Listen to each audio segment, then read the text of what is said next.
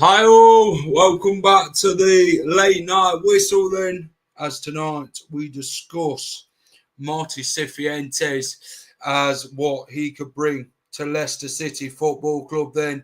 Marti Cifuentes is the first Spaniard to manage Leicester City, by the way, and yeah, it's going to be one that I think could very much work. His philosophy, his development, and very much his style of football in the way he wants to. Obviously going to watch his interview a little bit, get a bit of an insight into the new manager. But guys, before we do all that, hit the like button for me.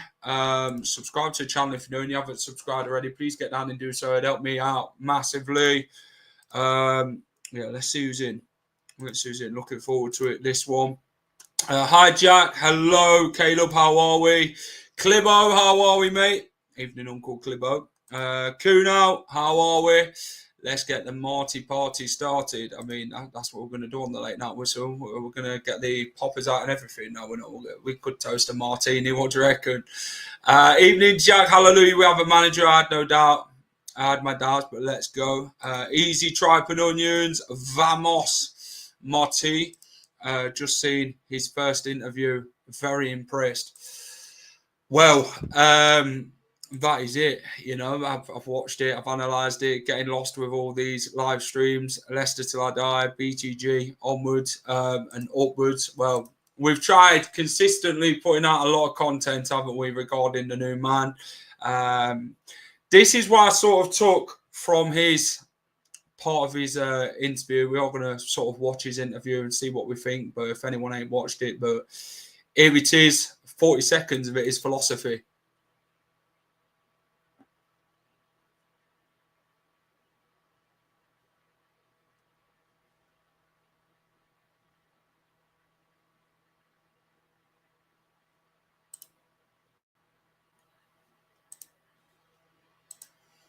Has that got no sound to it? Or is that just me? I tried putting bloody sound on it earlier on, but I don't know what's bloody happened, to be honest. But yeah, we all want to watch it. Can't hear anything, mate. Lost his voice. He probably has, but yeah, sorry about that. But yeah, let's have a look at his little interview. If anyone wants to come on and chat, feel free. He's soft-spoken. I don't know what he's done. I think bloody StreamYard's trying to bloody wind me up here. It's not wanting me to do. I've had a little bit of technical issue before, and I've tried sorting it, but I don't know what I've bloody done to the video. Yeah, not good. It's not a good start. But if anyone wants to come in and have a chat, feel free. And yeah, get involved. But so Marti Cifuentes is the new man at the King Power Stadium. Spanish aura in it. Let's be fair, Catalanian, and yeah, that guy. It's aura in it about it. Speaks very well about his philosophy, youth development, the way he wants to go about everything. And I think he could really offer a lot to this team going forward. He said he's happy to be here. He's 99% wants to get involved in everything, in training sessions and that. He wants to build that relationship with the fans and to get everything going and get us back to the big time. That's his impression, is what he said. Evening, everyone. Hope you're feeling better, Reese. Good to see Clibbo and regulars in here too. Scott, how are we, mate? He has a presence from the sidelines, gets his voice across the team during his games. Yeah, that's what I've kind of learnt about the man himself. Hopefully we can actually share Cifuentes. Let me just get it on full screen, actually. Let's have a look. Let's have a look at his interview, actually, and what he's actually saying. Let me try and get it on full screen. There we go. Right, can everyone hear it? Well, Marti, welcome to Leicester City. How pleased are you to be here now? Very excited and looking forward to start to work with you guys. What attracted you to the role here? First of all, the history of the club. Definitely, I know about how big is the history and the tradition of the club. By the way. Second, because I think that there is a fantastic potential and quality in the squad. I'm looking forward as well to work with people that has certainly achieved big things in football in this club. And third, and especially as well, I think we have one of the best training facilities in the world, a fantastic stadium. So there is definitely a lot of things that attracted me. So when you first heard of the interest then from Leicester, you immediately obviously knew the club, and that then made you think, yes, definitely, this is what I want to do? iPhone 16, built for Apple Intelligence. Pick up yours in the O2 summer sale. Look, from someone coming from Barcelona, obviously already knew a bit about Leicester. Obviously, the last 2 years in UK helped me to understand more what's the meaning of the club. But when you just think about the legends that have been playing here, like Peter Shilton, Gordon Banks, Gary Lineker, I mean, it says a lot about the size of this club. And obviously, everyone is aware about what happened 10 years ago. So, yeah, it was definitely very excited. So tell us a little bit about your journey then, if you like, in coaching, because it started very young, didn't it? And it's taken you all over Europe as well. How much have you enjoyed it so far? So far, it's a fantastic journey. I would say from someone who started to play the game when I was 6, 7 years old, and suddenly as well, for different reasons, where I started to coach quite early. I really love it from day one. And yeah, it's true that the game, you never know where it will be the next step. But I had the opportunity now to coach in 5 different countries, and to have the opportunity to train in a club like this in England, it's a fantastic experience. As you said, it was at quite a young age, wasn't it? So it's something that you've always known you've had a passion for, and in managing, be it managing or coaching. Definitely.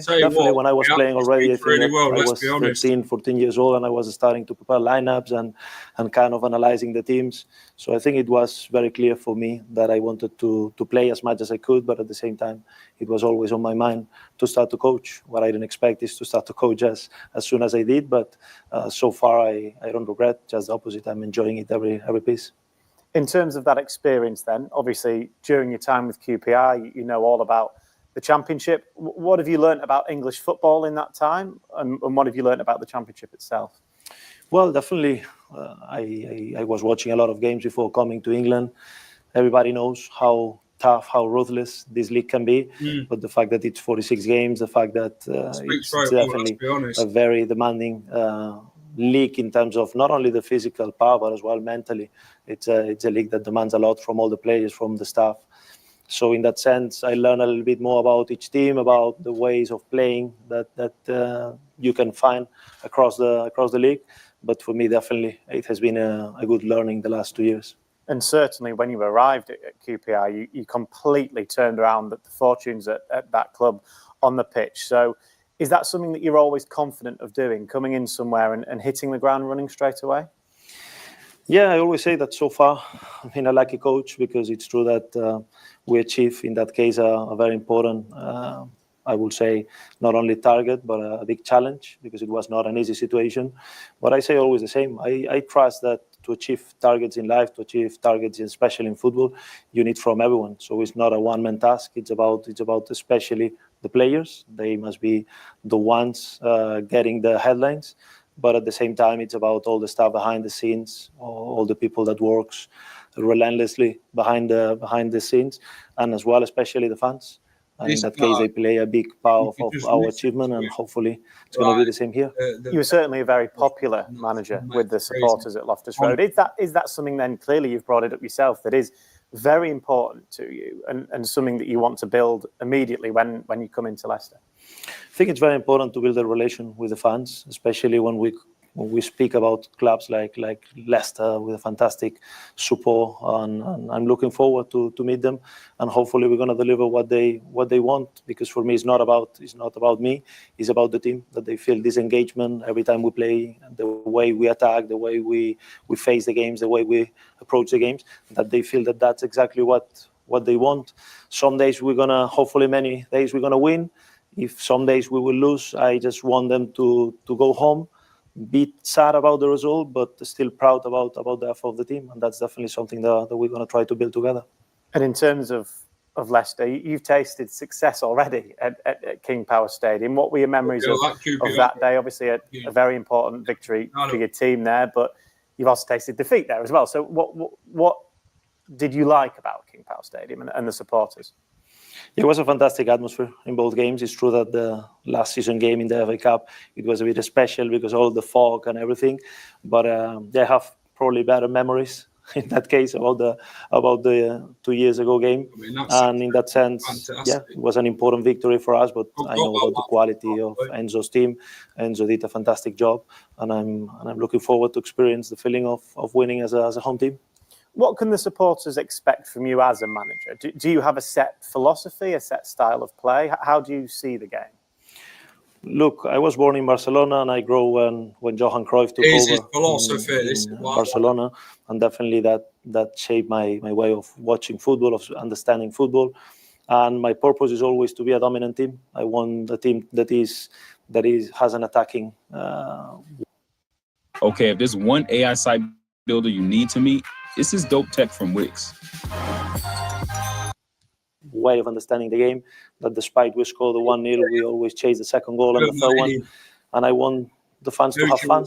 So it will be about being very competitive. At the end, we're here to win football games, but doing it in a certain way. And that means to be very dominant, to try to regain the ball quick, to use the ball to move the position, to create the spaces, and to create as many chances as we can. Exactly. I think that's something that it certainly excites me. I'm sure it excites the supporters that are watching along, that they can hear and they can know that when they come to the stadium, whether it's home or away, they know they're going to watch a team that's going to be on the front foot, that's going to look to try and score goals. Definitely, that's going to be the purpose. And some days, perhaps, the position as well plays a big part in this game. So sometimes we're going to face different kind of oppositions, teams that will play very aggressive, almost man-man, high press, which requires certain things. Sometimes we're going to face teams that will stay low and deep, and we're going to need to use other tools. But at the end, for me, the main target is that the players understand what to expect from them, what is the plan, and from that, try to go from minute one for the victory. Coming up, of course, is the trip away to Austria. How excited are you for that? I imagine it's come at a really good time because you will have that time away with the group and you can get to know everybody. Yeah, it's a very good opportunity because, in fact, I'm looking forward to meet the group, to meet all the players. In this kind of stage and camps, you have the opportunity as well to know the players a little bit out of the pitch, to spend a little more time with the guys, and it's definitely going to be a very important piece of our preparations for the season. Because I guess as a manager, there's you know what the players are like on the pitch, you know what they're like as footballers, but as people, you need to get an idea of what they're like as well, because that might help shape decisions that you make. Yeah, 100%. I think that we have seen a lot of this team, not only obviously because we face many of those players 2 seasons ago, and then in last season in the FA Cup, but as well we have been watching a lot about the games in the Premier League. And yeah, you're right. We know a little bit about how they performed last season, but at the same time, we want to meet them to understand where they are mentally. And I'm aware that sometimes after a difficult season, we need to make sure that we recover a little bit this self-esteem, this understanding that they are very good football players. And I'm here to make sure that they are aware of that. Of course, there'll be a lot of double sessions out there. It's an awful lot of time that you'll have up close with the squad to get across your philosophy, your style. Are you very much a hands-on manager? Are you out there on that training pitch every second? Yeah, definitely. I think that I'm aware that sometimes in England, especially at the Championship, the schedule is so demanding. So it's true that at times, if I need to stay in the office to have meetings or to prepare a game plan, I'll do it. But I would say that 99% of times I'm out on the pitch working with the players. I like to be close. I like to be involved in the drills. So I'm not the kind of coach that will stay just looking around, but working hands-on with the players. And you'll have a number of games as well in pre-season before the season, of course, starts, including a game against Fiorentina at King Power Stadium. How long does it take? Quite a difficult question, maybe, as a manager to start to implement what you want to do. Yeah, it's never easy to answer this because I'm one that I always think that all the teams can improve and can develop, and this is part of management to understand the moment of the team. But certainly, some of the reasons that attract me to be here, it was as well that I think that there is a good fit between the quality of those players and the style of football that I like to play. So hopefully that means that, of course, it's going to take some time until we see the version of the team that I would like to see. But I will say that the base, I'm sure that it's going to be there from day one. Just finally, is there anything specific, any direct messages you'd like to give to the supporters? There we go. Look, I'm looking forward to give them something that they will appreciate, and this will be to win as many games as we can, but to do it in a certain style. Hopefully they will be as engaged as I am with the project. And yeah, looking forward to meet them very soon. Yeah, well, it's great to have you here, Marti. Thank you very much. That is it then. Let me get me back on full screen. There we go. So that is that. Cifuentes is now spoken, and yeah, everything seems to be in good working order. Let's be fair. Hopefully, we can now start to implement everything and go from there, to be fair. But, yeah, sorry, I'm just bloody clicking in and out at the minute and just going from there. Marti Cifuentes, yeah. It's a lot to obviously get through. Obviously, the interview seemed very much what he wants and what he actually expects from this squad and how he wants to implement everything with his philosophy, youth development, how he wants to build the relationship with the fans, which is very good, to be fair, isn't it? As a manager, you always want to get off to a good build in philosophy, building them early stages of a relationship and going further on. I think he speaks very well. I think we understand the way he wants to approach the game. He wants to be very much full on, 99% of it, and just wants to do everything to succeed. He wants to get us back to the Premier League, and that is the job. But it's about implementing everything, having that build what he wants to do, and just basically, I think I'm just on board with it, to be honest. Obviously, you have your Darcy Moore was on about it earlier. You know, he hopes he really does well, but I just hope you don't turn into a bloody Paulo Sousa, someone said earlier on. But yeah, it's one I look forward to him coming in, and I mean, a 3-year deal is what he's signed, and yeah, hopefully, maybe we'll get a little Q&A with him at some point.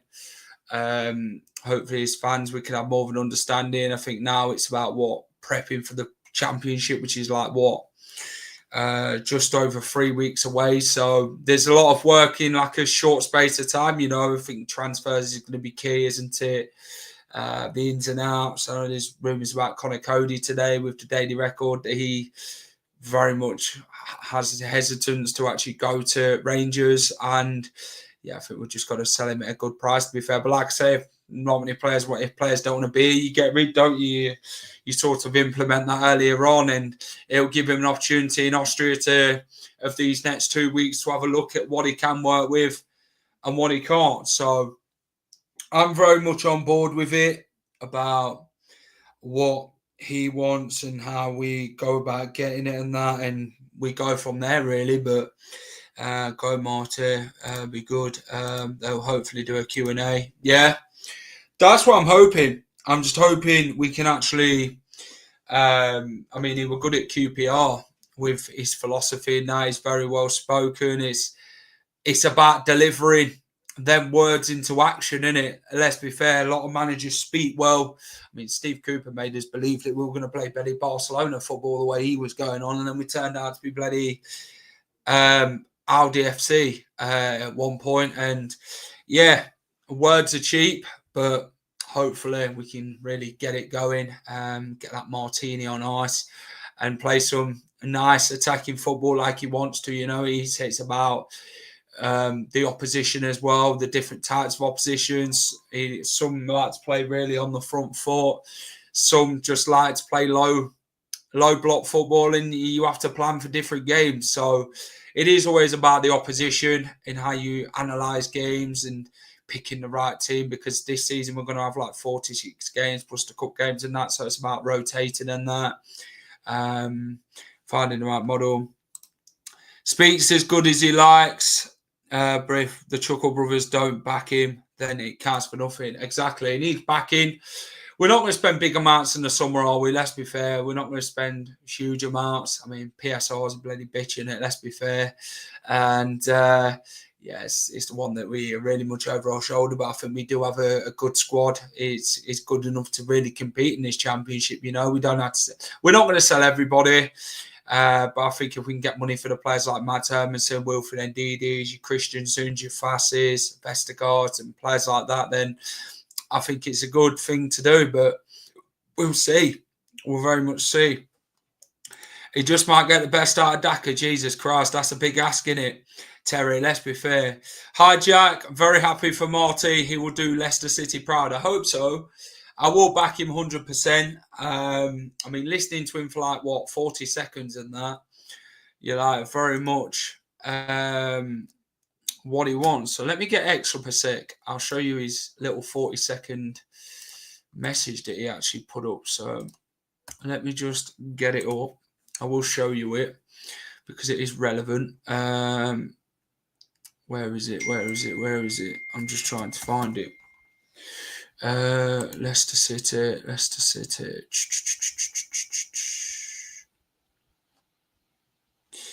Right. Right, let me just find Jackie Boy. Have you watched the interview with Dan Bates? I have just watched it. Loved the first interview with Marty. Spoke well, and as the fans, we need to be positive and get behind the gaffer. Lyndon Dance to replace Jamie Vardy. Hell in no chance. No chance. Not a chance. I don't think he's that good, to be honest, in my opinion. We need probably a better striker than that, to be fair. But I'm going to share my screen. I want to show you realistically about... how do I share my screen? There we go. Let me get X on. Right, so... Really excited to be here. Looking forward to start to work with the guys, to meet everyone at the club, and especially looking forward to start to train and experience what is this club about. And what are you bringing to Leicester City? Hopefully we're going to bring a lot of joyful football, attractive attacking football, and as well a great opportunity hopefully to engage everyone from the young players to the more experienced, and try to get the main target, which will be obviously to be back where this club belongs. And what's your message to the Blue Army? Looking forward to meet them, looking forward to feel their support, and obviously hopefully we can deliver for them good performances and a football that they will enjoy. Really excited to be here, looking forward to start to work with the guys, to meet everyone. That guy has some proper aura. I'm not even joking. That guy is real Spanish aura, by the way. The way he talked about in his interview about Johan Cruyff and that, when he first took over at Barcelona, he's took little bits out. It's a win. Evening, Jack and fellow Foxes. I'm 55, seen the highs and lows every year, and even a grumpy old man like me is feeling good about this appointment. Big up, Paul, by the way. It's a win-win for me. Clibo, do you want to come in and have a chat? If you do, I'll pop the link out to you, mate. Attacking football is nothing we've seen in ages. Exactly. It's one of them things where that's what you want to see. You want a manager who's going to get you off your seat, who's really going to do well, produce the goods, and, put words into action. He seems like a very well-spoken bloke. He analyzes the game really well. And I think he's somebody the fans can really get on board with. Let's be honest. Yeah, it's an interesting one, to be fair. Jesus, I thought bloody Cifuentes had liked my bloody tweet then. But no. What's everyone's thoughts on the Marti Cifuentes appointment? Let me know your thoughts in the comments, of course. And yeah, we'll chat. We'll very much chat. I mean, that's just aura at its finest. That guy, by the way, paid wages. He very much paid wages to come. Compensation, 250 grand, by the way. He paid good money to come. And that's what excites me the most. The guy actually wanted to come. Even though how much shit we're in, the guy was still willing to come. Clibbo, let me know when you're ready. Mickey Rourke of Leicester City, here we go. Clibbo, how are we? I'm knackered, mate. So I've been renovating. You look like you're in full bloody energy, mate. Oh, Christ. No, I've just had a nice glass of wine, so I'm settling down now.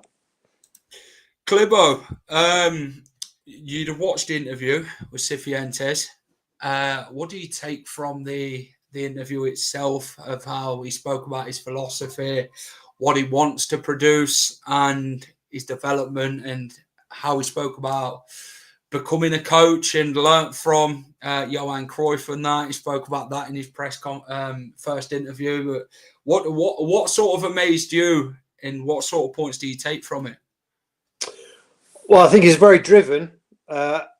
He's very determined. I mean, if anyone has ever met sort of Spanish people, they're very kind of, this is the way, it's straight down the line. You know, there's no airs and graces.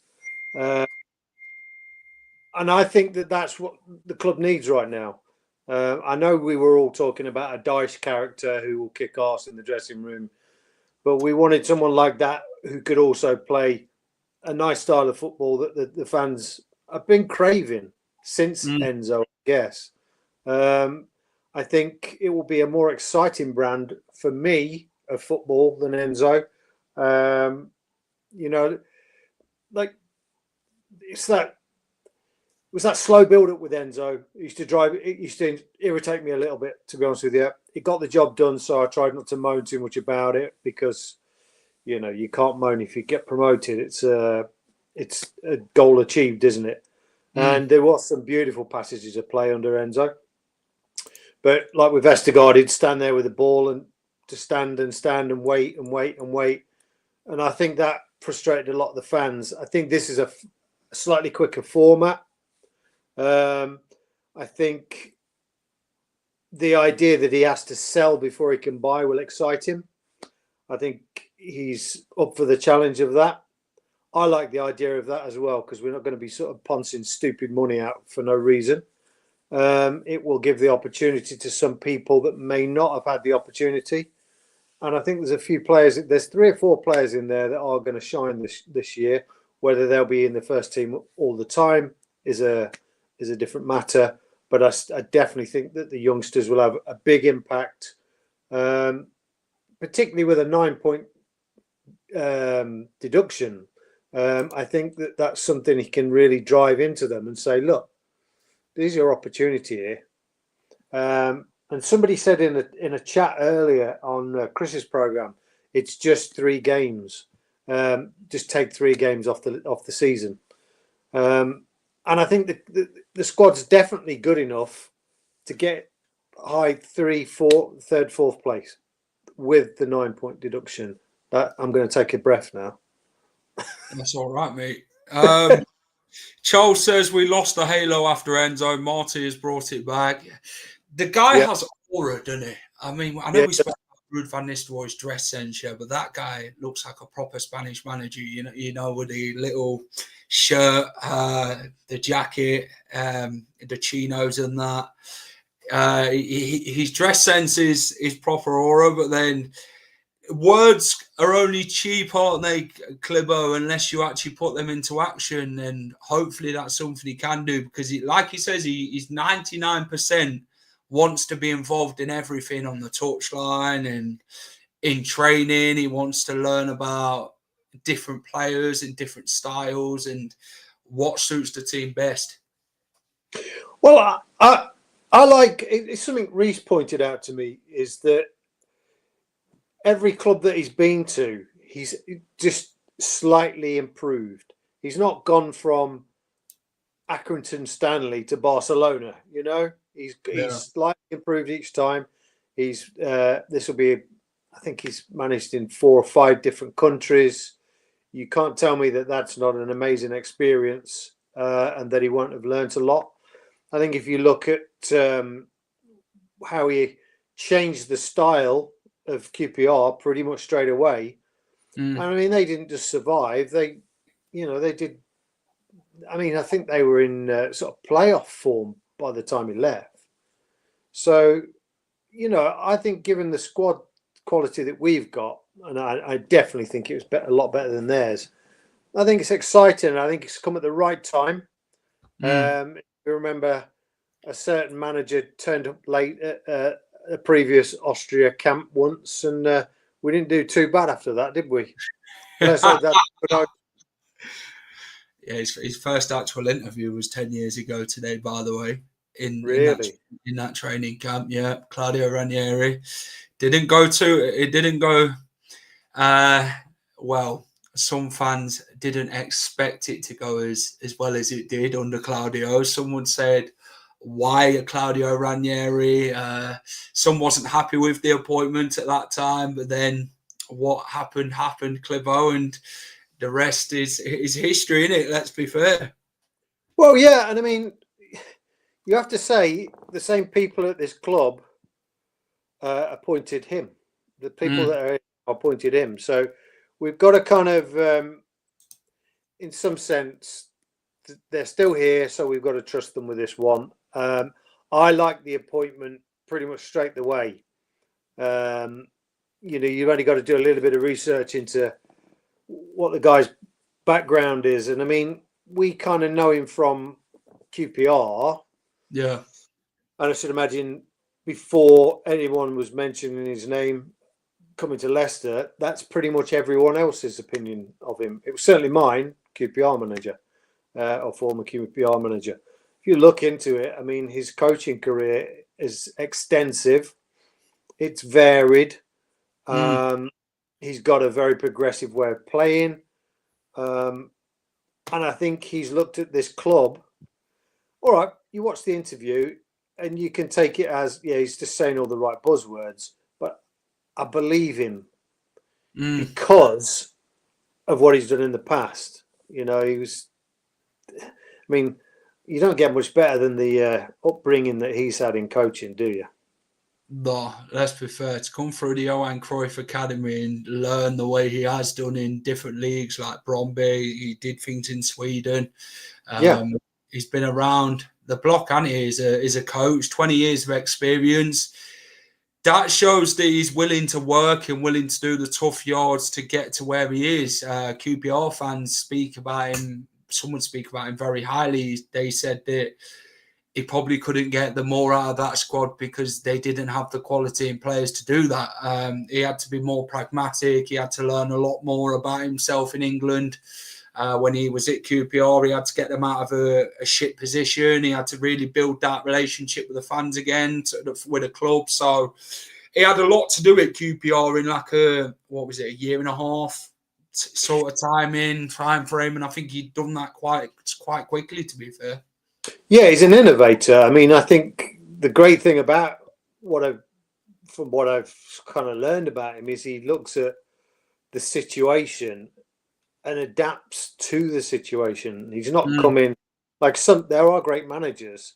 I think it's one of Ruud's downfalls. Is I think Ruud will go on to do well somewhere else, but eventually. But he came to Leicester, wanted to implement a style, was rigid on that style, but didn't have the players. He had Cooper's shit, and not being able to adapt, which is something that I think he suffered from, which again is inexperience. I think this guy is an innovator, and will put his style on the club as soon as he can. I mean, again, I was having another discussion with Reece because he went and done a load of research. And I think when he went, I think it was Sweden, he was managing in. He's gone over there. They were all playing 4-4-2. Completely changed the philosophy and the status quo of Swedish sort of style of football. So he's left his mark wherever he's gone. And I can't really see too many areas where he's left negatively. I mean, if you look at Enzo, before he was manager of us, he was manager of, was it Palermo? And he managed Palermo for about 15 14 games. You know what I mean? So you can look at that and go, wow, that's not a good start, is it really? We had him. He became successful with us. Palmer. Just won the World Club Cup. Yeah, Palmer. Yeah, that was it. Thunder Fox says, being a Leicester City fan, home and away, I ain't feeling this, lads. You've got to give him a chance, haven't you? You've got to give him an opportunity to build it. It's a quick turnaround for him in 3 weeks and a bit to really get that team going. It's going to be a process, isn't it? It's not a sprint. It's like a marathon type of thing, isn't it? You can't expect to be. I mean, Rome wasn't built overnight, was it? Let's be fair. It took time and a lot of work to do it. That's something that he knows that when the situation the club's in at the minute, there's a lot to get through. There's a lot of work to do, and he wants to get it right. But Andy King will become very, very key. Yeah, in this appointment, I think he will lean on Andy King a great deal. I think he'll trust Andy King to do sessions, and I think he'll trust him with the team over in Austria for the first game. I think he'll sit back and watch, let Andy King go out and do his thing. I think he's going to be absolute key because I think that speeds the process up. If he's coming in cold with his own staff, there's no kind of connection. And I think Andy King will be the real unsung hero in this appointment. I genuinely can't see the negatives, and I do have to. I mean, everyone's got their opinion, and I'm not like here to bash anyone's opinion. You know, their opinions, but I do find it difficult to believe that some fans are not impressed by it, because I do wonder in our situation what kind of manager they would expect us to get. Because we're not Leicester Premier League anymore. We're Leicester Championship. No. Yeah. And we're operating under a championship budget. Yeah, I agree. The guy's paid half of his compensation fee. I mean, if that doesn't tell you something about his character, I don't know what does. I'm impressed by that alone, you know. And I'm sure it does happen in football.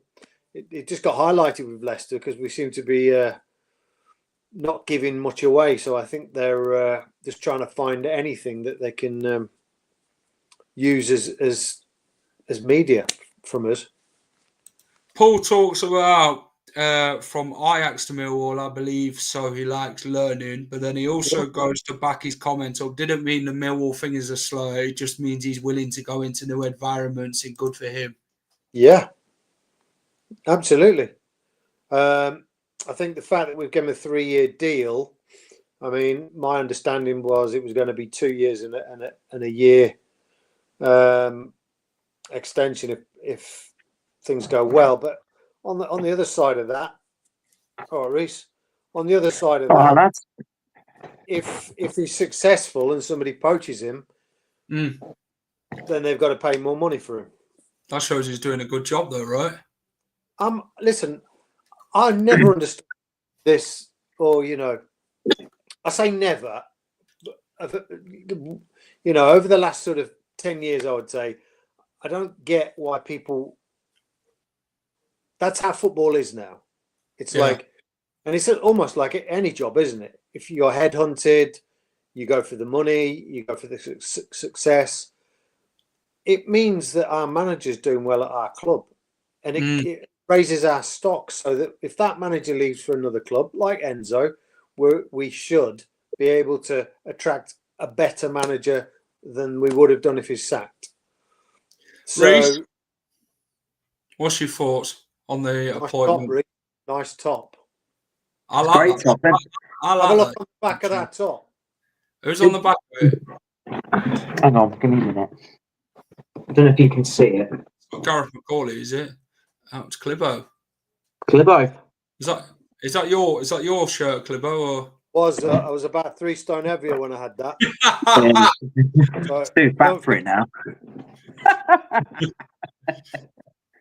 Yeah, Reece, what's your thoughts on the appointment? Yeah, very happy it's finally done and dusted, and we can finally look forward to look forward to pre-season more than anything. I asked Uncle Clibbo earlier if he wanted to go to the Fiorentina match, because I'm really, really interested in how it's going to how he's going to shape up the team and stuff like that. I was impressed with his interview on LCFC TV. Which, you could tell he speaks with passion. He's very passionate about football. He's a very passionate guy, and you can tell he has a plan. He looks like a man that has a plan for the club. I was also very happy with what I heard from Top as well. Identity. I've never heard him say that word in a while. Identity. So let's hope that this is the start of the identity that we're going to build around the club. The possession-based pressing football and all of that malarkey. But no, and also I like the fact that he has paid half his compensation. It shows that he wants to come here. And Rob Dorset reported that he's definitely going to have to sell before he can buy, but but that doesn't seem to bother him, and I like that. So is it someone that wants to be here and is up for the challenge? So no, great appointment. Happy days. I think being in that term of what you've just put, sell before you buy. I mean, we've got quality to go into a championship with. It's not a squad that we have to add bloody big massive amounts to. Because we're quite depthy in a lot of areas defensively. We've got midfield depth, wingers. The only thing that we're lacking is the striking option, which is going to be key to doing it. Hope you well, Tom. Hey, Jack. How you doing, mate? Great news about the manager. What do you think about him, and what's his formation going to be on his best 11 and chances to sign a Vardy replacement?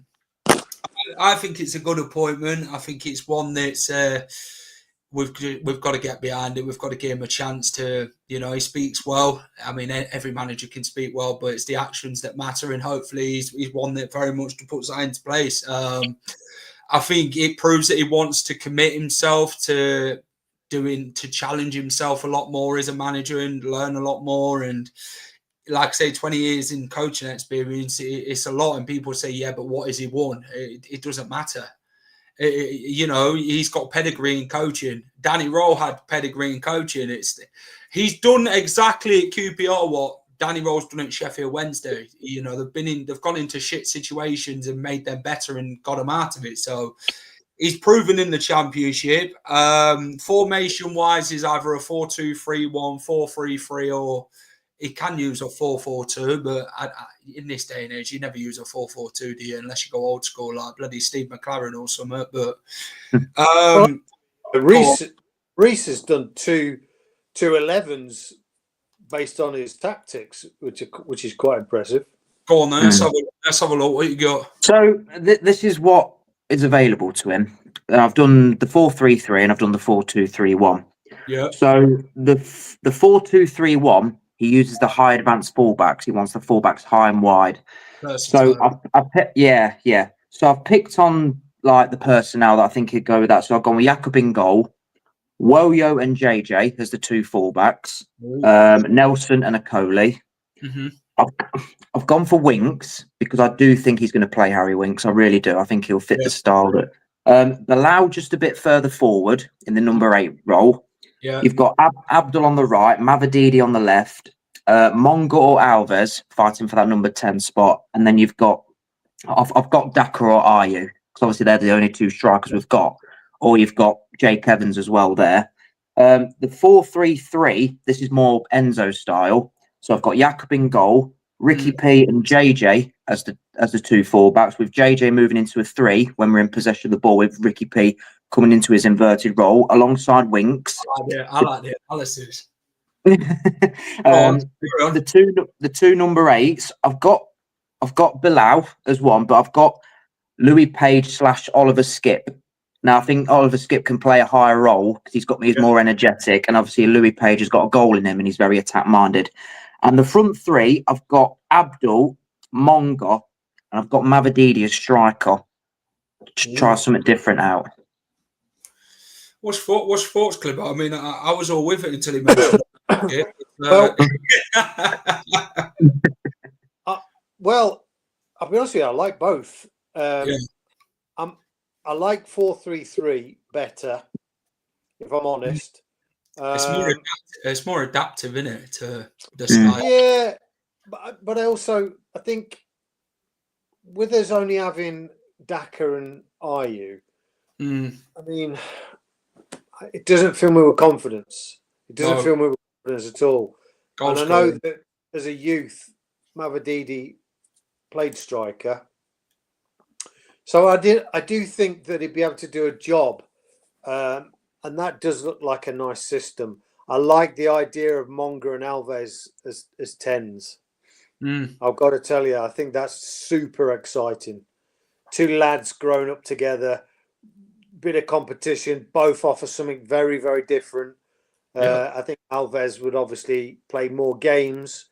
He's more hardened to the Championship. But I tell you what, Monga replacing him after 70 minutes, 65 minutes, the team, the opposition will be thinking, Jesus Christ, the energy that's the thing, you see, when these players start to get knackered and you bring somebody like that on to really, really press again after 75 minutes. I mean, it's going to, because I think we're going to be one of the fittest teams in the league for a start anyway. We're going to play possession based. It's knackering, chasing the ball around. I think we're going to knacker a lot of teams out. And we did that under Enzo. You could see we were very, very patient under Enzo. Then after sort of 70, 80 minutes, the other team were absolutely on a low tank from chasing the ball around. And if you notice, we scored, I think we scored the most late goals in the league that season. 90th minute goals and stuff like that, and I can see the same happening here. I agree. Yeah, Ayew and Daka is not the answer for goals. I mean, Jordan Ayew might be. He probably puts someone in. To be honest, the chances Daka missed last time we were in the Championship, I think Ayew would put them away. But that's just the experience. Tom talks about the 4-3-3. He's very much for that one. Ellis Sims is my favourite striker to join Leicester City. Well, not really, mate. He's not really banging them in for Coventry, so that don't fill me with any hope either, to be honest. Hello, mate. Good news today. It's 9 points confirmed, Jack. So this is, before we go back on to Cifuentes, Rob Dorsey has said he expects Leicester City to have a 9-point deduction on Sky Sports News. Clibbo, you've touched on this already. Do you want to elaborate on it? I know 9 points is quite simple in it to get. I mean, on the season, 9 points for me, we're still able to get playoffs. Yeah. If we appealed it and it went to 6, I still think if you still beat the top teams when you play them, there's still a chance. There's still a chance, but I think it's going to be difficult to get top 2. If I'm honest, but I definitely expect with this appointment as manager and what he's got to work with, and if we sell a few, 3 or 4 of the big players, I'm okay with that anyway. I mean, did you mention Ndidi once there, Reese? No, I don't think he'll touch Ndidi with a barge pole. Honestly, like I said, for his defensive work, he's great. But the holding midfielders need to do a lot more. You look at Rodri, you look at Zubamendi, look at these sort of players. They don't just do the defensive basics well. They play the ball forward. And that's what Winks will do. He's all right defensively, but he will play the ball forward. That's what number 6's central defending midfielders will do. It's going to be interesting because I think the beauty of the youth that we've got is that they've been brought up to understand other players' positions. Yeah. If you watch the under 23s, which I do occasionally, you do see these players popping up in different positions. Like Jake Evans has played striker, winger. Do you know what I mean? And you kind of spot that when you see the lineups. And I think that's making them very versatile. I think it's a really good thing going forward, that. Because I've always hated the idea of utility players.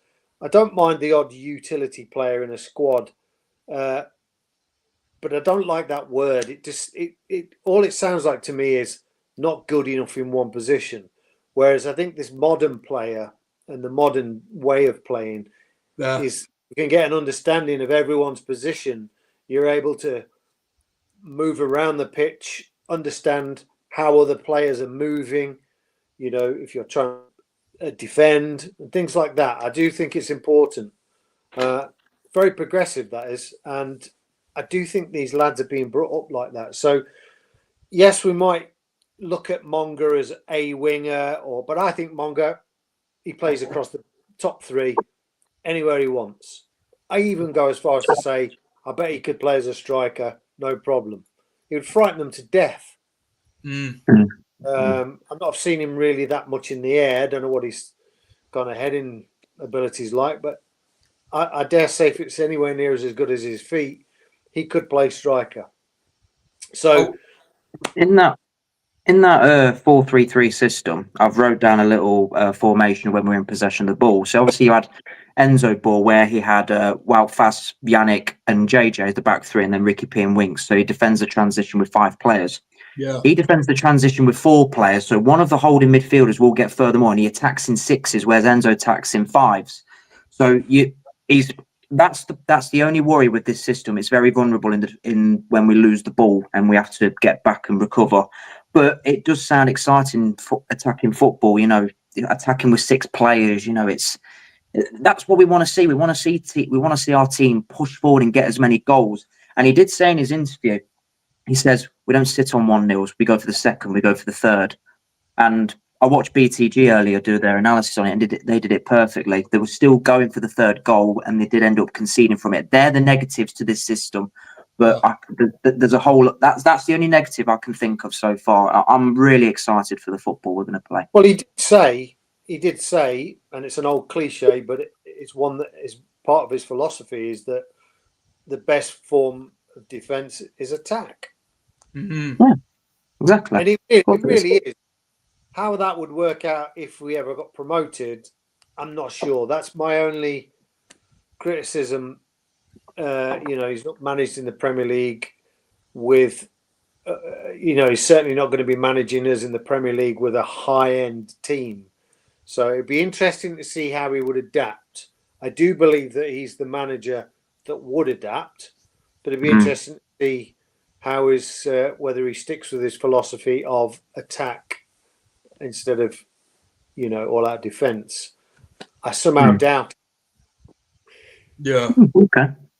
I'm in the objective of, with the youngsters being developed under him, I think it makes the experienced players work even harder in the Championship next season. It gives them that kick up the arse. It makes them work for the ball a lot more resilience in the squad, a lot more. It makes it more competitive, doesn't it? To say, you know what, I want to keep my place here. How hard am I actually going to work to do that? I want to be on the score on the team sheet every week, And I think having someone like a Monger, Louis Page, and the youngsters coming through like Ben Nelson, and that makes people work even harder.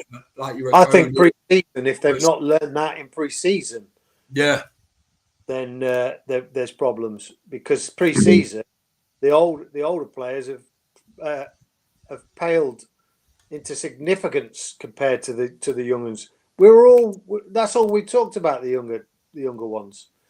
I mean, who's Wout Faes after the 2 games? I don't want, even though he might be better overall than some of the young players in terms of experience and whatever, I don't want to see him in a Leicester shirt. I don't want to see Vestergaard in a Leicester shirt. Mhm. I don't want to see it. I want to see the Luca. I want to see him. I want to see Nelson. I want to see a Mhm. Coley. And Yeah. I think most Leicester fans would agree. Yeah.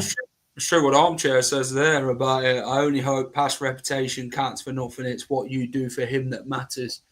Exactly. It's the here and now, innit? And what you do, Reece, going forward with him, innit? And how hard you work for him and doing the yards for him and making sure he's the man who keeps you in his plans and that, because he's got a lot of players to look at. He's got 30 players to look at in Austria, by the way.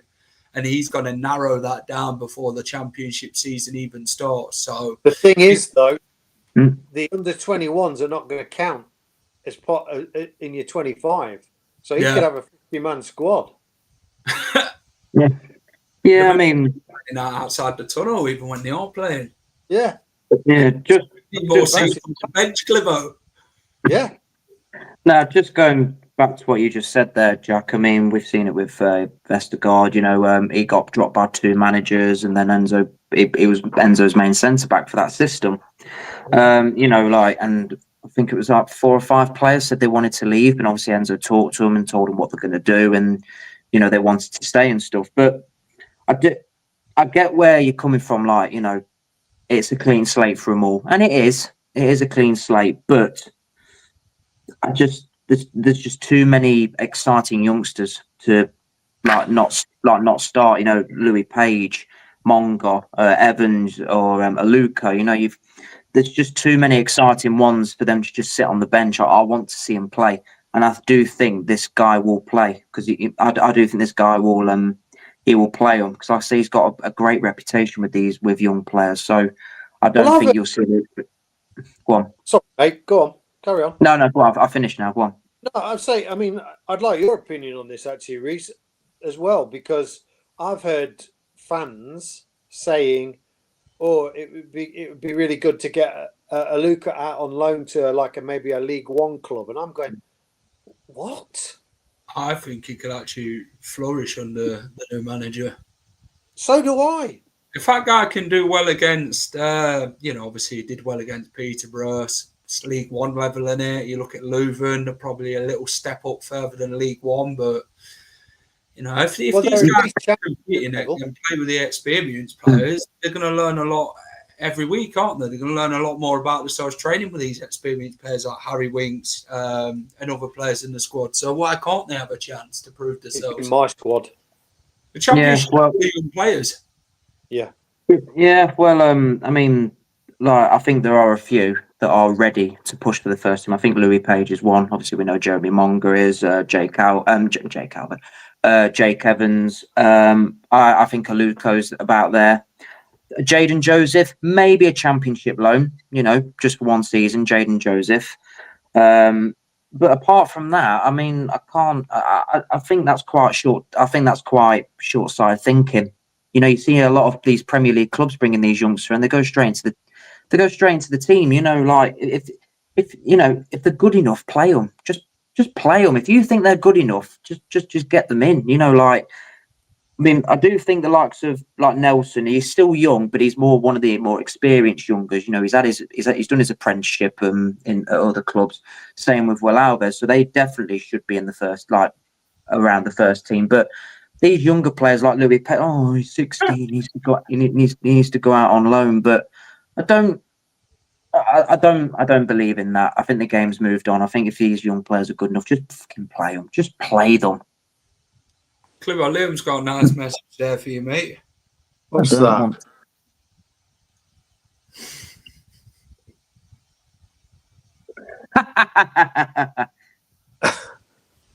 Fair play.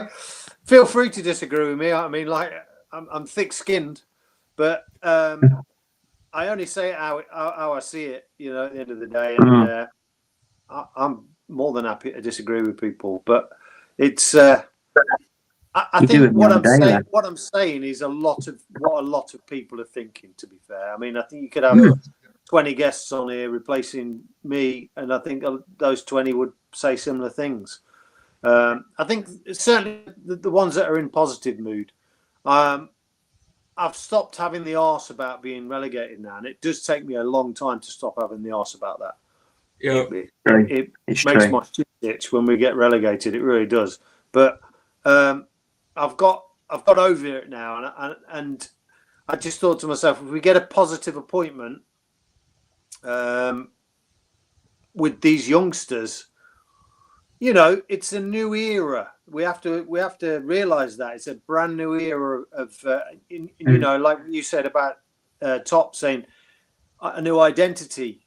Then it has to be that way, because we can't keep making patchwork quilts to try and get promoted, get relegated. We can't do that. We're going to end up like Norwich, and I don't want to see that. I mean, they were a yo-yo club forever, weren't they? Paul talks about this. That's the manager's job on the training ground to look at them. I still think we've not used Seagrave to its potential. Do you think that's something that Cifuentes could actually do in his time at Leicester? He can actually use it to its full potential, looking at the academy, what he can bring through, you know, because it's about utilising the resources that you've got, the training facilities, and getting the best out of them. And do you think that's what we've kind of missed a trick on here with the managers that we have brought in? Well, it's something he mentioned in his interview about having one of the best sort of training facilities in the world, which obviously we have. I do believe that other managers have used it reasonably well. It just so happens that we've got 5 or 6 very, very good players coming out through the academy at once. And I think the thing is, when you've got £100 million development like that, you tend to find that people want to see results immediately. But that it's a process, isn't it? So that, you know, some of those players would have been kind of flipping out 11 years old, maybe. I mean, how old's the training ground? Opened in 2021. So you know, 4 or 5 years. So we haven't utilised it well, have we? Let's be fair. Well, I don't know, because we're seeing the fruits of its labour now, and any new project like that does take time. Takes time, yeah, agreed. Completely agree. Maybe we have been doing it. It's just we're all impatient bastards, me included. Past the watershed, we're all right. Planet Earth, Reese. I got the impression from the interview with Dan Bates that Marty was impressed with the players that played under Enzo and the style for him going forward. Yeah, I think so as well. I think his style's a lot more exciting than Enzo's. Enzo's a bit more patient, build-up play than Marty. Marty's a lot more. If you see an opportunity, you get it forward, bang, go. Whereas Enzo's more control the ball, you know, for long periods of time, loads of passes. Then you make your move. And like I said, he attacks with 6s rather than Enzo attack with 5. So, but you've got a lot of players there. Like, obviously, with Andy King, he's been working on a certain style with these players already. You know, when they were a bit younger. So it's already built up in their system to play this way. So that's why I think that he's not going to have a lot of work to do in terms of, right, we've got to completely change everything. But no, he'll have a little few tweaks here and there. But that's why I think it's the most sensible appointment for what we've got right now, and you know, utilise these young players to the advantage, because they're young, energetic, they want to go forward. They don't, like, I watched the 2 games. They don't want to go back. They always want to go forward. They always try and play the risky pass, and that's what I want to see. I'll tell you what. Go on, sorry. The contingency plan. We talk about that. Well, contingency plan. What do you mean? The manager. Say you know 3 years and he gets poached. Oh right, I see. You want about Kingy? Contingency plan, don't they, with Cifuentes going forward? Well, I think, and I think a lot, along with a few other people that I've spoke to, is that I nearly said the word groom to them, but I can't use that word. But they're kind of training Kingy. I firmly believe that he will be in like a conveyor belt going forward of managers fitting the definitive style that the owners want. And I think that can only be a good thing. Keeping it in-house, I think that's the way to do it. What about that one, Reece, by Dave? It'd be interesting if Cifuentes can capture a couple of Spanish players that's under the radar, and our young lads will reap the benefits of that going forward. Well, the Spanish culture is that they play football. It's as simple as that. It's very tactical. They're very tactical players. And I think that's what the game has changed to now. You look at Bournemouth with their manager, he's Spanish, and look what he's done with their team. We've not had many Spanish players at the club. I know we've had like Jose Perez and Vicente Iborra, and they were very technical players. They weren't very fit. It's all about being technical and your ability on the ball. So yeah, it'd be interesting to see how we can utilise the Spanish market in that sense. So yeah, I think that's another positive for it. Clibbo, TW, Fulham have the best yo-yo record. 5 consecutive promotions, relegations before staying in the Prem. We're on a 3-year consecutive cycle alongside Southampton. Yeah, fair. Yeah, that's a fair point.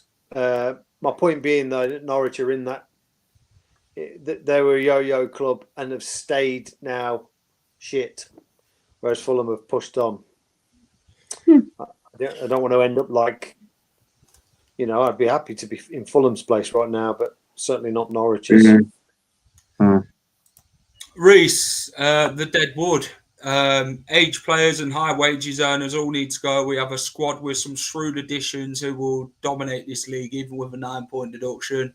That's only three wins beating the top 6. Yeah, I think we'll get results against the likes of top 6, like the likes of Sheffield United, Coventry, West Brom and Middlesbrough, they'll be there about, Southampton, Ipswich. I think we'll pick up. I stand by that. I think we've got the best squad in the Championship. I really do. I stand by that completely. 9 points, it isn't ideal, but it could be a lot worse. It could be double figures, so, but in terms of the dead wood, it's like I've said before, you don't need to be over the age of 30 to have experience. You've got, like, James Justin's been here a long time. He's 27. Luke Thomas has got a bit of experience now in the Premier League, and he's only 24. So it's like Manny keeps saying it. Experience is a very overrated word in this day and age of football. So it's not all about experience. It's about how you adapt to the style and how can you play that style. Can you make this pass in that style? And that's what it's all about nowadays. It's not all about having players in their 30s and on big money. So yeah, if we can shift a couple of those on, like Cody and players like that, then yeah, it'd be great. Anil admitted on BTG earlier that he was happy with Marti overall. What's everyone else's viewpoint on it? I mean, I'm going to ask you, Clibbo, actually, because Danny Rowe was one that you would have took at Leicester. What's your viewpoint on it now, looking at it with Marti overall? Is it the best option now going forward, or how do you sort of see that as a perspective? Well, the Danny Rowe thing, he was one of the managers that was bandied around, and by all accounts, we spoke to him and etc. And out of all the candidates, I thought he was the best fit in terms of Leicester philosophy. I mean, you spoke about it earlier, Reece, but I mean, when you actually look at a player, a manager with a little bit, because like I said to you earlier, we didn't really know a lot about this guy. So any of us that are interested, we actually go and look in real deep. Analysed. Now I've done that, I have to say, I'm happier that we've got him than we would have Danny Rowe. And I genuinely mean that. I'm not just saying that. I genuinely mean that. It might be the wrong appointment. Who knows? But in terms of what I see potentially, I think, I think with Danny Rowe, the thing that concerned me is the fact that he said my next appointment, I want it to be in Germany. Now,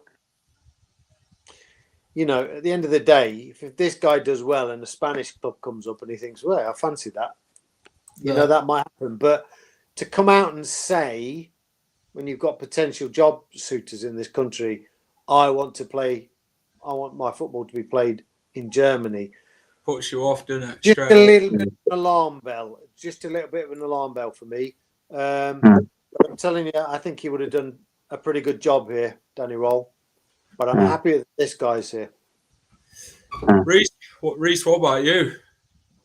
I was a Danny Roll man. I was all for the sausage rolls. But I think it's three main points that it was 3 points that convinced me to change over to this guy. Number one, he paid off his compensation. That shows how much he wanted to be here. Yeah. Second of all, he's got a lot of a better track record with youth rather than Danny Roll. Danny Roll's got a good track record with youth, but not as good as this guy. You know, and it's a fact that this guy has not signed a player over the age of 25. I looked it up earlier, and it's a crazy stat, absolutely crazy stat. But and thirdly, he's a lot more seasoned than Danny Roll. This guy's got 20 plus years in coaching experience, whereas Danny Roll's still very, very new to the game. Although he has done his apprenticeships with video analysis at RB Leipzig as assistant managers with Hansi Flick and Nico Kovac and Ralph Hasselhout. But this guy's a lot more seasoned in his coaching and he's been a manager a longer time. So, and he just wants to be here. You know, if Danny Roll really wanted to be here, he'd have pushed for it. But this guy did push for it. I'm paying off my compensation to come to this club. So, yeah, they were the three main factors for me. I'm in the same boat. I mean, this guy, it springs belief that he can bring what Leicester City have been missing, you know, that key to that treasure chest we've never actually found since Enzo's left. So, yeah, when you're sort of paying your compensation and that and you're paying half and you think, is this guy for real? Why should he be helping us out? We should be doing it ourselves. But that shows commitment. It shows that he wants to be here. He wants to succeed. He's got a high ceiling. Of course he has, you know. Danny Roll had an high ceiling, but it's how much in football you can actually take from them type things. But he wanted to be here is the main thing, and that's what I love about him, you know. Danny Roll, like you say, if he wanted to be here that bad, he'd have pushed for it. He wouldn't have talked about going to bloody Wolfsburg or wherever he wanted to end up in the Bundesliga, you know, because that's a little red flag to start off with.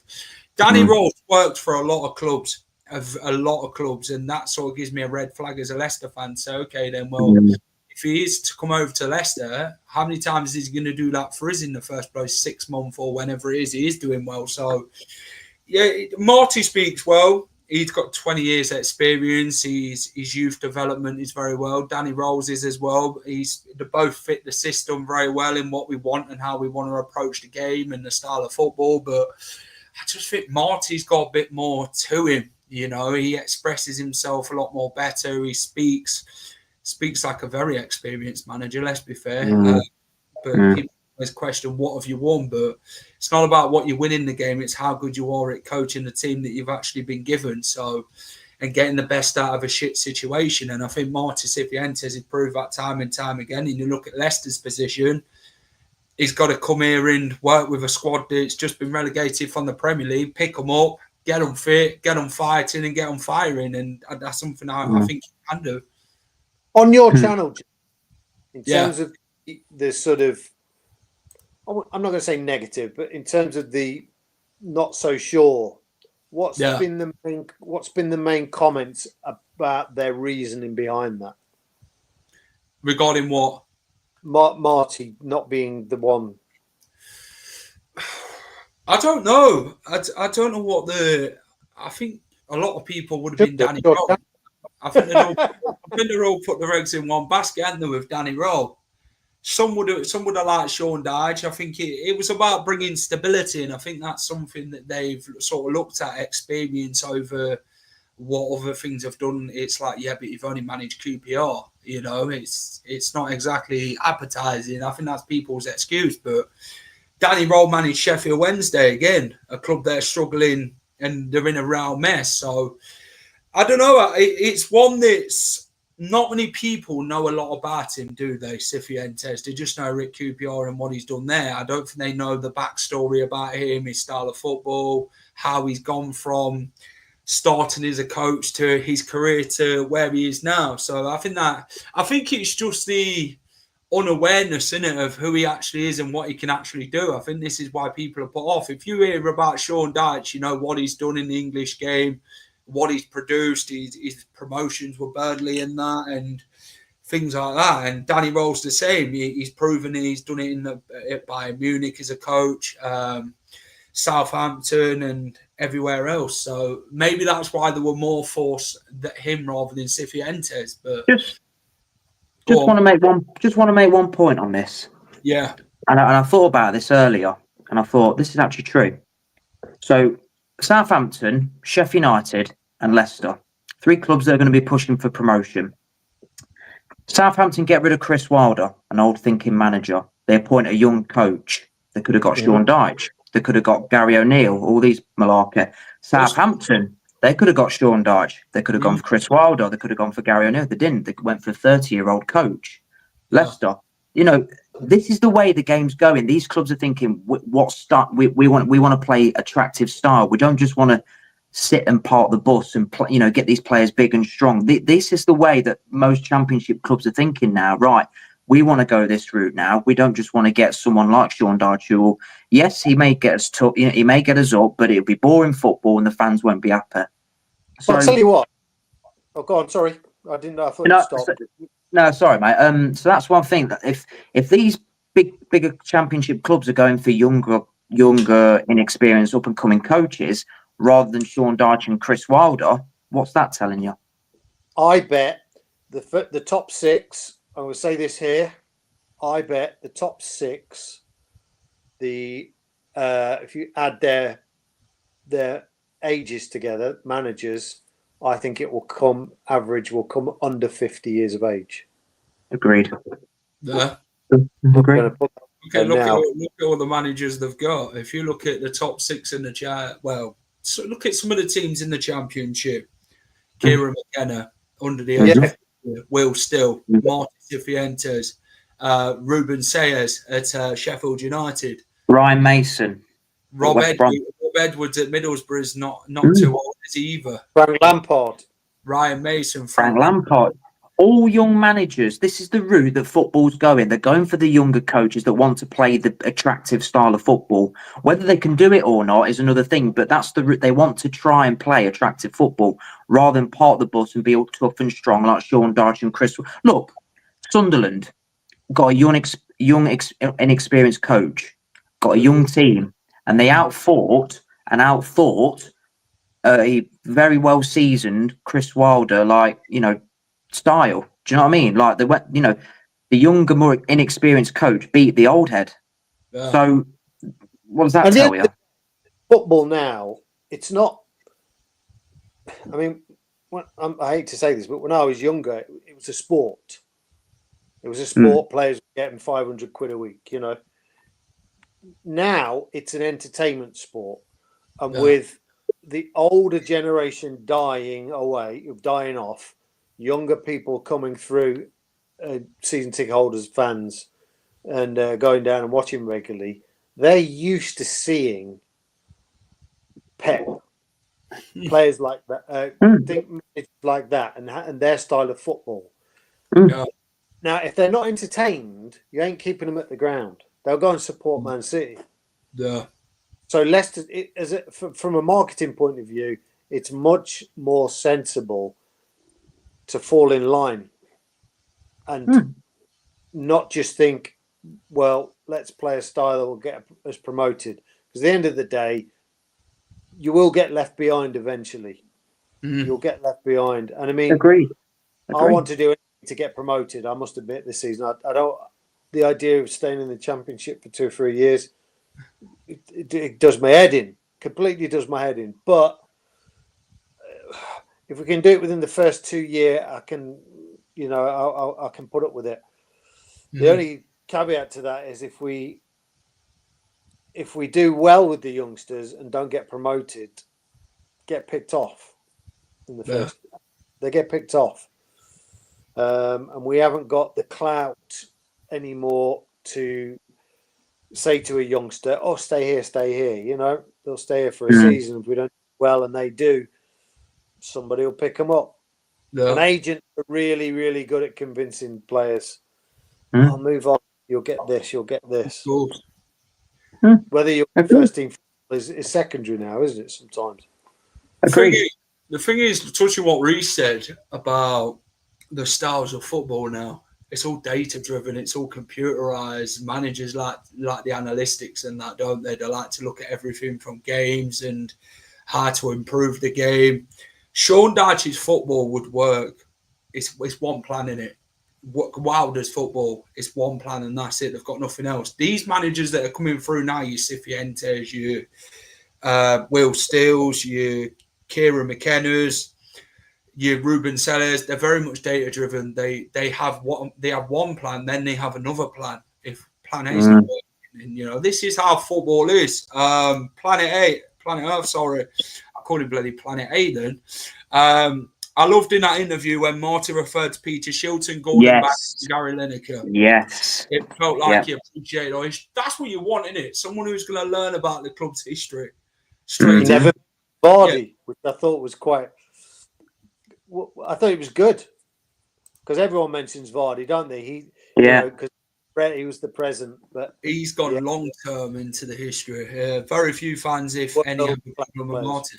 I don't think there's been many fans that have a problem with him. I just don't think they know him enough. I think that's what it is. Leicester fans are just needing to get used to him and learn a lot more about him and what he can do. Well, funny enough, I rang my granddad up and told him, "Oh, we've got this manager now." He went, and the first thing he said to me, Uncle Clipper, was, "What's he won?"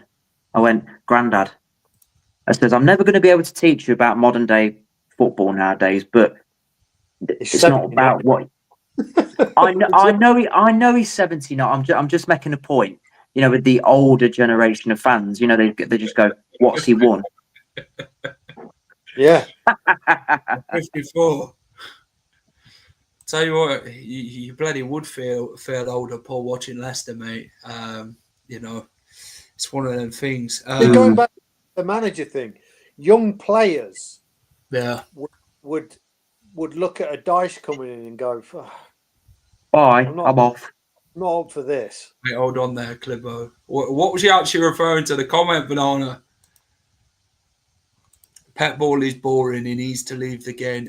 Football's transitions every few years, doesn't it? One style of football comes in, then that sort of fades out. Then another style of football comes in, and it moves. But then, as clubs and managers coming through, you've got to move with the times. This is the issue with some of these managers. You look at Sean Dyche, he didn't move with the times. Chris Wilder, bloody Neil Warner could play one style of football to keep up these relegation sides. Who's in the relegation battle? Sam Allardyce. They know which style of football suits a relegation side to keep them up. Then you've got to be hard to beat, and this is what they do. They'll defend for a certain period, but it would get you goals in a way, but it wouldn't do it every game. It depends on the opposition. But this guy, if you listen to his interview, he's building his team to play one way against a more stronger outfit and playing another way for teams who play more of a low block football, a sit back style of football. So you've got to be able to break that down. And he's got two sort of plans for whatever the opposition is. He's willing to transition that into his game by game, and learn and sort of develop a lot more. And that's what you want to see. Someone who actually has a plan for these type of sides, because it's not always about plan A. It's about what you can do with plan B. And if plan B doesn't work, I think that guy's got bloody plan C, for God's sake. I think he's got everything. What I will say is that I'm on board with, you know, young players playing modern football, but I still miss the days, I would say the late 80s leading up to the beginnings of the Premier League, where you still had players that would just go, "I'm not listening to the manager, I'm doing this," and then go and score an absolute freaking worldie because they weren't tied to a system. Modern day football is system based, and when it works, it does work beautifully. But it does frustrate me at times. What was that? I missed that. That's He's brilliant on comment. about Reese. I told my granddad, and he went, "Never heard of him. He must be shit." And then when he was saying that young people now don't stick to one club or something like that. But it's a fair comment, Banana. Yeah, there's a fair comment. There's a fair comment. Question is, what year was your actual granddad watching Leicester City? Is the big question, Reese. Well, he was in the 50s and 60s, weren't he, Uncle Clibbo? Yeah, he was going down there. He was going down there regularly. He was watching the likes of Davy Gibson and Derek Dugan and players like that. So, yeah. That's the best football I ever watched as a team. Could not get near prime Spain, Barcelona. Well, this is it. My granddad's 70. He's been watching for ages and ages. That's it with, it's about moving with the times with football. A lot of, it's all, like I said, data. It's about different styles now. It's not about hoofing it forward anymore, is it, Clibbo? I know a lot of people say, get it forward, because they're annoyed with that sort of slow little pace, but he'll pick that up. But what I will say is, like, I've said this to you before, Reese. Like, the analogy I'll give you is, you'll get to an age, both of you, I think you're similar ages, where, and you might even be that stage now, where you'll listen to modern music at some point and go, I can't listen to that. That's shit. I'll just listen to my own stuff. And any progression in music, if you want to call it that, you're just not paying any attention to it because you like this. Yeah. And that's what happens with football. I've got an era that I really liked, and I find it difficult to adapt to more modern progressive styles. In fact, a lot of the systems confuse the crap out of me. But I love them. I love them, Marty. Yeah, I mean, like, I'm not a stats man. I like what I see, and I'll say it how I see it. But some people might accuse me of being a bit of a dinosaur sometimes. But we can't look in the Leicester. But I like what I like. It's simple as that. Yeah, of course. Yeah. 80s and the 90s. Yeah, it's weird. The thing is, when you've got parents who are an older age, no offense to anybody who's in here, by the way, but they listen to styles of music, your Bad Manners, your UB40s, your different aspects of it, really. It depends what you're into and what sort of beat you're into. Well, a lot of people listen to these rock music nowadays, don't they? And everything else that's come through, like the banger music and that, like your bass hunters and this, that, and the other, really beat music, that's down with the kids these days, isn't it? We remember it when we were young, Reese, when you used to listen to Bass Hunter and Scooter and believe people like that. You move with the times, and there's probably not a lot of music I'd enjoy these days. Well, it all depends. It all depends what. It all depends what sort. It all depends like my sort. I've got two favourite songs of all time. I ain't told Uncle Clibbo this yet, but obviously my favourite all time song is Unchained Melody, because I just love the music and stuff. But I've got a close second, and it's "A Sky Full of Stars" by Coldplay. Like, just the upbeat. Yeah, I have to say I'm in a bit of a Coldplay at the minute. Like their songs like "Paradise," "Yellow," "Sky Full of Stars." What's that? I like the script. I can listen to that. Yeah, they're not really my cup of tea, but Coldplay have got that. They've got the aura of variation of songs. They've got the more sad songs, but they've got the more upbeat songs. Uncle Clibbo, stop yawning. I'm not yawning.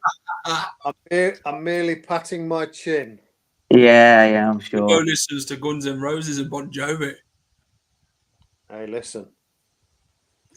I listen to. That's who I listen to. Oh. Who is it? Who is that? It's Queen. Oh, Yeah, I mean, that's got great music. I listen to Queen. All this talk of granddads, generally, mine lived in Filbert Street and went away to World War One. And when he got back, someone had to build the football ground. Shows how old I am. Wow. Wow, that's crazy. That's a story in itself, Adrian. To be fair, mate, that's big. That is honestly big. Big story, that, mate. That's sort of, you know what? People's stories of the way they started following football is the most interesting thing you'll ever hear. You know, I love them stories like that. The first games, the first players to set their eyes on, the first shirt they had, the first memories they have at Filbert Street and places like that. I find it fascinating. And I could sit and listen to anyone. Do you remember I don't know. This seems like it wasn't that long ago, but I bet it was probably. The missus loves Gary Barlow, by the way. She's got an obsession with him. Oh my God! But Leicester, about Leicester history, I don't even know whether you guys will remember this, but there was a vote to whether to change Leicester City back to Leicester Foss. Yes.